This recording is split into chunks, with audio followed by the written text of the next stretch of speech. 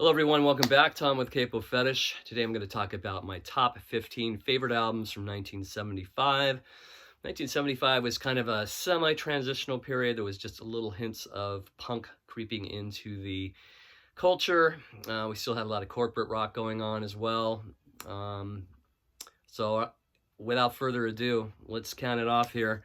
My 15 favorites. Number 15, we have The Who by Numbers. This is a very underrated Who record. Not a lot of people talk about it. It came after a couple years after the release of Quadrophenia. I think this album offers a lot of kind of more personalized writing from Pete Townshend. There's some really great deep tracks on here, like Imagine a Man that ends side one. Really great tune. They have Blue, Red, and Gray. How Many Friends? Great track. And then you have a great lead-off track, Slip Kid, which got some airplay. You also have Squeeze Box, which was quite a hit back in '75. I remember hearing that on AM radio. But yeah, just a very pretty solid record. Their next to last record, Keith Moon would ever play on. And yeah, I would give it a solid 4-star. This is a really underrated Who album. And this is coming in at number 15 for me on my records from 1975. Coming in at number 14 is David Bowie's Young Americans. This is David venturing off into some Philly soul kind of vibe. Coming after Diamond Dogs, more theatrical type stuff. Here he's reaching deep down for some soul. We have, of course, Fame, which is a huge hit, #1 hit with John Lennon on backup vocals. And I believe maybe he played some rhythm guitar in it. I'm not sure. Let me know. We have some really great deep cuts on here. Fascination is great. Can You Hear Me? He does a really cool version of Across the Universe by John Lennon. Then, of course, you have the phenomenal title track, Young Americans, where he reaches really high soprano vocals in the middle. They're just really awesome. So yeah, number 14, David Bowie, Young Americans, coming in at number 14 from albums from 1975. Coming in at number 13, you might say, why so low on this one? Well, I'm not a huge Springsteen fan, but I do love his first 4 or 5 albums. I kind of lost interest after The River, but cannot deny the importance of Born to Run. It's a fantastic album. My favorite track on here is Jungle Land. I think that is just such a absolute masterpiece of a song. Multi-parts going on. That ending where he's kind of right towards the end, where he's kind of talking about the city, and then the piano outro, fantastic. 10th Avenue Freeze Out's another favorite of mine on here. Of course, Thunder Road starts it off. That's such an iconic track. Born to Run as well. She's the One. I mean, there's just not a bad track on here. Night, Backstreets is fantastic. And then after this, I think, what album came after this? Darkness on the Edge of Town. I think that might be my favorite Springsteen album, but this is such a great record. This would have been a great time to see him live when he was still playing clubs. I think he was on the cover of Time and Newsweek in the same week, back in 1975. But yeah, great album here from Springsteen. Born to Run from 1975, coming in at number 13. Coming in at number 12 is Brian Eno's Another Green World. This is a very important record here. This is kind of, I guess, the start of ambient music, incorporated into rock rhythms and such. There's a couple tracks on here I really dig. St. Elmo's Fire is one of my favorites. And this album would go on to influence David Bowie. David Bowie's Berlin trilogy with Low, Lodger, Heroes. So very influential, and I think from here on in, Brian Eno would kind of go into this realm of type of music, this more ambient sounding stuff.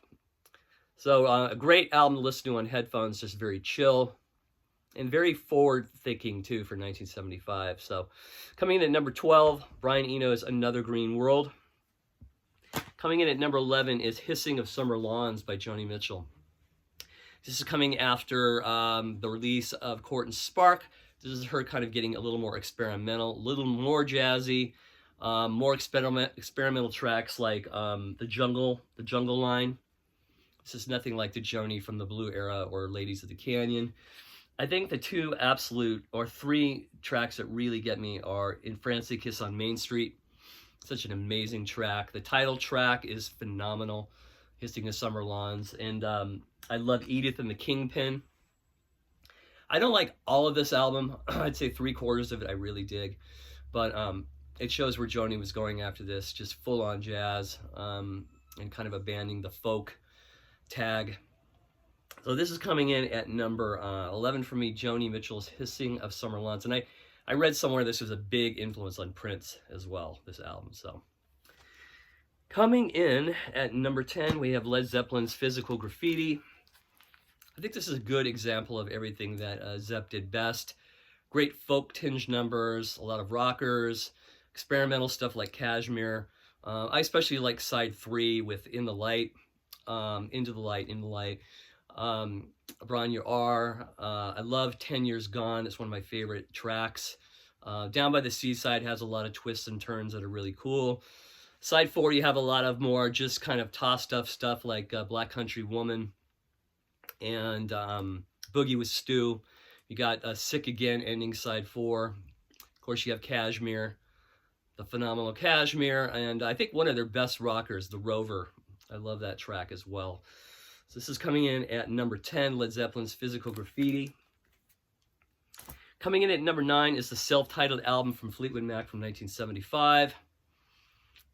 This really, really changed Fleetwood Mac's trajectory. After having, you know, the first era with Peter Green and then the second era with Bob Welch. They recruited Stevie Nicks and Lindsey Buckingham, which completely changed the whole success of the band.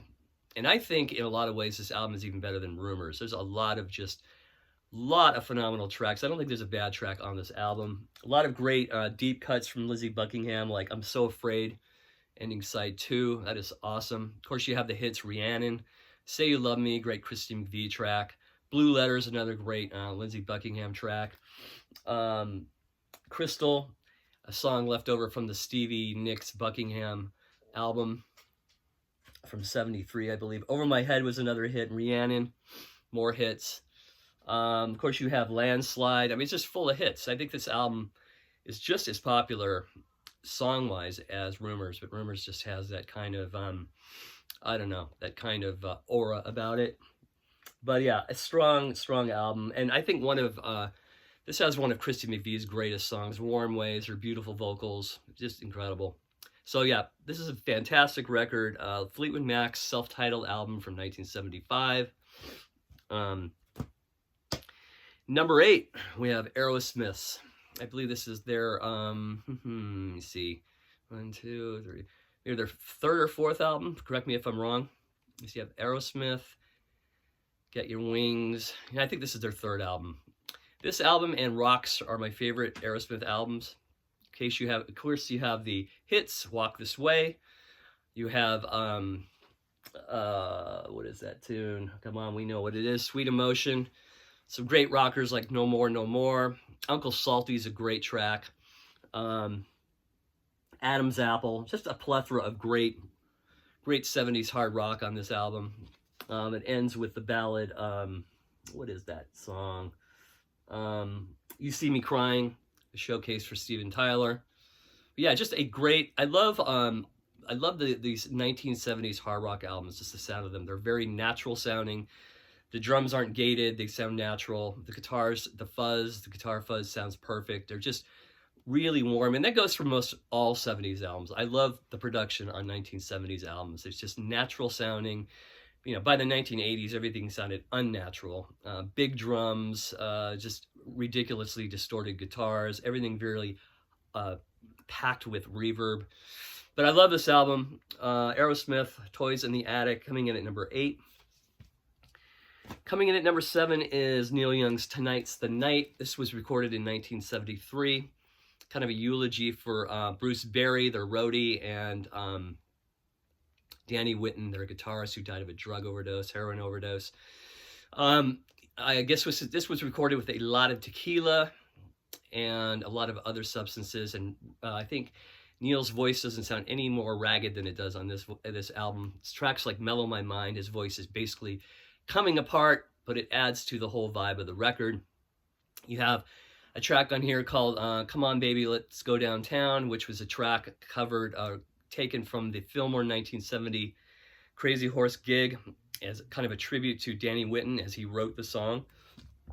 You have some really great ballads on here. New Mama, which I've mentioned in another previous video, has some of the most stellar harmonies, and I don't even think CSNY are even singing harmonies on that. I think it's actually Crazy Horse.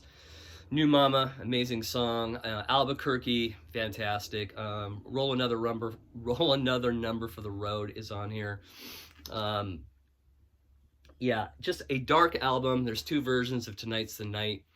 Another great song on here is Speaking Out, with some great guitar playing from Nils Lofgren. And yeah, just a fantastic record. This took a while for me to get into. The critics really love this album, but it's become one of my absolute favorite Neil Young albums. And for me, this is coming in at number 7 for 1975, Neil Young's Tonight's the Night. Coming in at number 6 is IMO, my favorite Bob Dylan album from the 70s, Blood on the Tracks. To me, this is up there with some of his greats from the 60s, like Highway 61, Blonde on Blonde, Tangled Up in Blue, what a great start-off track. Simple Twist of Fate. A lot of these songs are written about his crumbling marriage from Sarah, and probably his most heartfelt songwriting, you know, first-person narrative. Very kind of straightforward kind of writing. Meet Me in the Morning is fantastic. Buckets of Rain, Shelter from the Storm, Idiot Win. It's a very moving record, and I think absolutely his best from the 70s. Some people may say Desire or Slow Train Coming, but to me this is pretty flawless. So Bob Dylan, Blood on the Tracks, coming in at number 6. Coming in at number 5 is Neil Young's Zuma. This is just a fine, fine record with Crazy Horse. Starting off with a song that Neil wrote early on in his career, Don't Cry No Tears. Then you go into the kind of surreal Danger Bird, a song that Lou Reed actually really loved, I read. Great ballad, Pardon My Heart.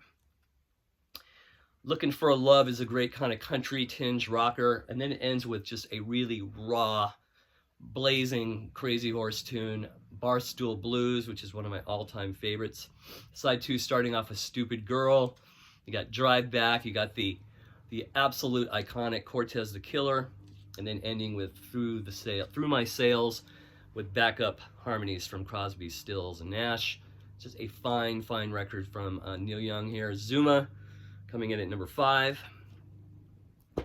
Coming in at number 4 is Tom Waits' Nighthawks at the Diner. This is recorded before kind of a fake audience in a recording studio, but it makes it sound like a club, like you're at a dingy, dark nightclub in LA. This has like a combination of some of his greatest songs mixed in with great stand-up comedy by good old Tom Waits. Some of the absolute flawless songs on here from here. Eggs and Sausage, just fantastic. A little trip through the restaurant circa at late at night. We got Better Off Without a Wife, another great tune. And just a lot of the intros and a lot of his comedy lines through here just ring so true about LA life. You've got Warm Beer and Cold Women. You've got really good character studies like Putnam County, Big Joe and Phantom 309. This is my favorite Tom Waits album.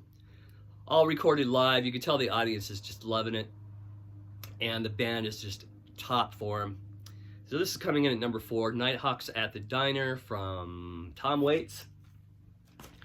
Coming in at number 3 is one of my favorite albums of all time by a kind of little-known group from the Canterbury scene. This is Hatfield of the North. The album is called The Rotters Club. This is their second album. They only put out 2 albums. You've got Richard Sinclair, previously from Caravan, on bass and vocals on here. You got Phil Miller on drums, Dave Stewart on electric piano, and Hammond organ, and Pip Pile on drums. An amazing band. The centerpiece of this album is a track called, by the way, this album is, I guess you'd categorize it as prog, but I'd say it's more like prog fusion, you know, fusion rock. The main track on here, well, not the main track, but the centerpiece is a song called Mumps on side 2. Starts off with these beautiful harmonies by this 3 female backup group called, I don't know what they're called, but it's Barbara Gaskin, Amanda Parsons, and Ann Rosenthal. They have these kind of heavenly harmonies, and they start off the track. It's just gorgeous, and then they go into this just unbelievable, like 10 to 12 minute track. All these twists and turns. Very, very complex music, but very melodic. Really like kind of like whimsical, absurd lyrics with these complex arrangements and just this amazing atmosphere. Highly recommend this album if you've never heard it. It's just really one of the great unsung albums of the 1970s and in prog rock. Hatfield and the North, The Rotters Club, coming in at number 3 for me. Coming in at number 2 for me is just an absolute flawless masterpiece from 1975, Katy Lied from Steely Dan. This comes off the heels of Pretzel Logic. They're moving more into jazz territory at this point. Though it starts off with a rip-roaring rocker called Black Friday. It goes into the gorgeous Bad Sneakers with an amazing guitar solo by Walter Becker. He also plays the lead solo on Black Friday as well. You've got Rose Darling, Daddy Don't Live in That New York City No More, and one of their greatest songs, Dr. Wu, ending side 1. Side 2, Everybody's Gone to the Movies, followed by Your Gold Teeth 2. Chain Lightning with a cool solo by Rick Derringer. Any World That I'm Welcome To, and Throw Back the Little Ones, and side 1. This is just a great, timeless, well-produced album from the 70s. Katy Lied by Steely Dan coming in at number 2. And number 1, I've got a tie here for number 1. And these 2 albums I listened to the most in 1975, and I still listen to a lot today. They mean a lot to me. First one is The Kinks, Schoolboys in Disgrace. Great, one of their greatest albums and greatest concept albums, all about school. Has some of their most endearing songs. I'm in Disgrace should have been a huge hit. This is Ray Davies to be at the peak of his songwriting. And you've got The Hard Way, which was later covered many years live on stage. You have one of the greatest songs about moving forward called No More Looking Back. Just incredible lyrics. But yeah, just an amazing album here. And then, of course, you've got Soap Opera that came out the same year. This is a signature from Ray Davies when I saw him outside the Wiltern after his Wiltern show in 2006. This album is multi-dimensional. Talks about a rock star wanting to be a normal person and work 8 to 5. There's a lot of different elements to this album. I think it's a great album about the absurdity of 8 to 5, working 8 to 5 or 9 to 5. Songs like 9 to 5, Rush Hour Blues, When Work Is Over, Have Another Drink, all kind of talks about the whole experience of working 9 to 5 and just the exhaustion of it and just the absurdity of it. And only Ray Davies can write such great witty lyrics against kind of a very mundane, boring subject. But this is an album the critics love to pan and love to just absolutely hate. But I think it's gained steam, and over the years, I think people are picking up on how great it is. So this album, Soap Opera here, Schoolboys in Disgrace, are a tie for me for 1975. Those are my top 15 from 75. What are yours? Let me know. Please list them in the comments section. Please press subscribe if you haven't.